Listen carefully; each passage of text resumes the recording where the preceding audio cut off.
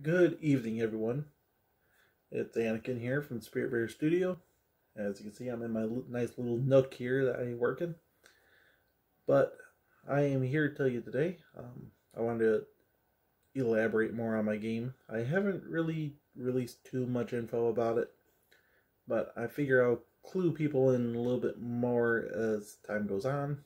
I'm still waiting for a few things officially, but however, I am excited for this, and sorry if I look over on my left. I'm still pretty new at this, and I got my little key points to my left. So, but however, I do have my sample book here. This is not the official release. This was my test to see how the company I want to use, how well they produce books, and go from there. So it's a special cover and all that fun stuff for my play testers and the few that wanted to book ahead. But however, the reason why I made this here is I've had many years playing Dungeons and Dragons and like White Wolf, the MechWarrior, Call of Cthulhu I did dabble in. That's kind of cool. It's a cool one again too, but it was a little rough learning. So the reason why I took a real stab at trying to write my own game was I've always come up with homebrew things here and there along the way, or other things I just found were a little too odd, or maybe just didn't seem they play tested it or they rushed something. So I tried to make a game system that was simple for anyone to get into, but it has some really cool tidbits that you can play with and combine as the game progresses. So it's easy to learn, but as far as mastering it, it'll take a little bit to learn. And every game system that you pick up, it has a learning curve to it. This one so far, from the feedback I've got, has been pretty good. It's been easy to pick up. Making a character is not that hard. And the setting is one that we can all relate to. It doesn't sit in a fantasy world like other things do, where this here, it's literally going to be starting in the colonies in America. I will bring future tidbits out where I do want to expand on other regions around the world and other time periods, but we will get there when we get there, because I would rather do something in depth and give it actual respect and care for what it is, instead of just something that's quick, rushed out. And like eventually I do want to do something on the Japanese and Chinese culture. That is really cool for me. I enjoy that kind of history, but I don't want to be dedicate a chapter towards each of them or whatever. I know there's so much history, I would have to dedicate whole books to fit that and do my best with it. So that's something far later. That's not even in the plan right now. But however, what I do have here is the Adventures Rulebook, which is to help you make a character that's going to fit and exist in this world. So, as far as it goes, this is what we have here. So, we have classes. Just like every other RPG out there, there's always a class. And if you don't know what classes are, they're basically the set of rules your character abides to give them something special or anything. Better than being just a regular whatever character. You have some cool stuff to play with. So, I will go down the list here and tell you what each of them do. So, we have a soldier, which they can be someone that's a military discipline, could be part of a, colonial militia. It could have been a soldier in one of the European powers that came over. So the soldier is a frontline fighter. They can do range weapons, close hand stuff, but they can take a beating and defend the best out of everybody. Everybody except for the tribal warrior. So the tribal warrior is the other combat class, which is kind of like the opposite of the soldier. You're, a frontline warrior kind of person for the tribal villages and groups. Ultimately, these two classes, they don't necessarily have to be tied to those cultures that they represent. If your game, you needed someone to be, as far as African tribals and stuff you could use a tribal warrior for that, or like even if you wanted to be like a Native American that, might have been taught the ways of like soldiers as far as like a colony that was nearby or a fort, which that did happen. People did get enlisted and take, optional things, try to get a better life. You can do that. So, but anyway, so the classes aren't tied to cultures. They kind of have things toward them, sure, but you're the person running the game, the Tall Tailor, which the Tall Tailor, he's like referee, almost like Dungeon Master, like every other thing. But the term for Tall Tailor is a homage to the American Tall Tales that a lot of us know as far as Paul Bunyan and Nana Bujoe and several other characters. So we have your frontliners, your soldier, and your tribal warrior.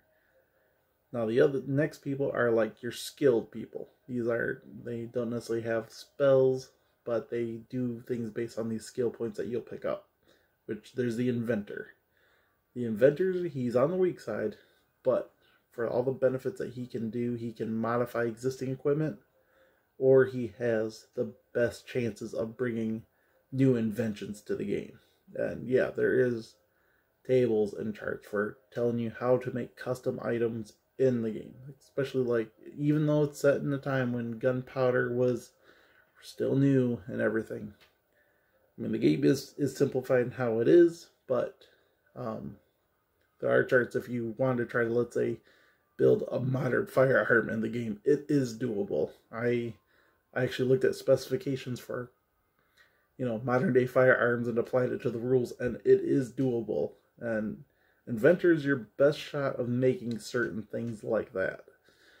The other skillful character is the Scoundrel, which, they're all about dirty fighting, getting the surprise on people. You actually choose like your school of crime when you start, and it's kind of how your Scoundrel specializes in before the game even starts. So those are your skilled people.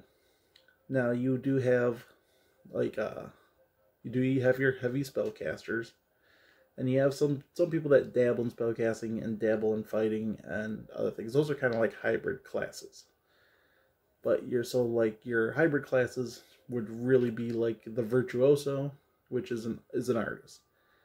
I mean, they can do like performances, whatever, and boost people that way. Similar like a bard in D&D.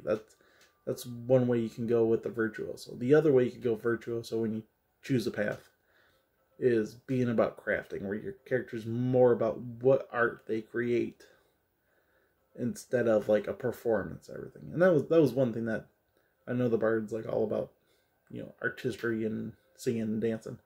But it's like in real life, like Michelangelo and several other famous artists, they were not about performing in front of people. They were about where they could apply their mind and the craft that it went with. And that's what some of the other stuff with the virtuoso represents, is the items you craft end up influencing the people around you. And so as far as the spellcasters go, like the big ones are the like the priest or the nun, depending where what gender or where you want to fall into there.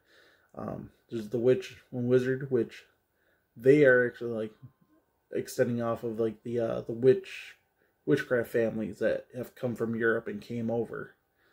So there's them. There's the witch doctor, which is bringing like the sense of voodoo and stuff from Africa and bringing that over. And then there's the shaman, which is, our medicine men and stuff like that from here in America. So that's what we have there. There is even a martial artist class, which is kind of like one of those that's a mix of fighting and spellcasting. So as far as that, you would choose whether you like a kung fu martial arts or a pugilist, where it's like, the beginning of boxing.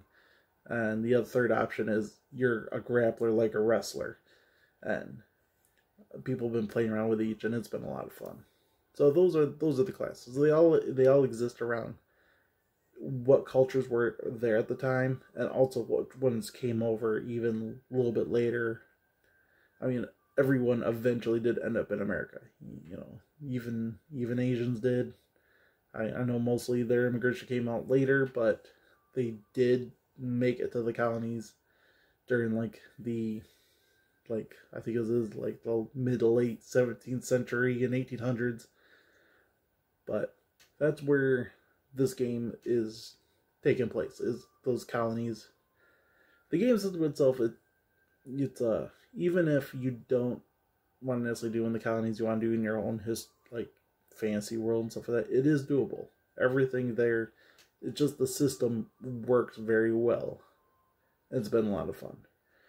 So I will be posting like more videos. I'll explain more about like the other rules and stuff like that. I do want to make a video about making a character, but I'm going to keep these, try to be short and sweet. That way you're not sitting here for like a half hour or something for me explaining everything. But bottom line is, Colonies Conquerors here. It is a big passion project for me, but it's made for anyone to pick it up. And you know, I try to explain things as thoroughly as I can. But yeah, it's been a lot of fun, and it's something that it's in a time period that sadly we don't know. We should know more about it as people, and we tend to forget about it, and that's where a lot of our social problems like stem from this time period. And that's also why I did it. This is a learning experience.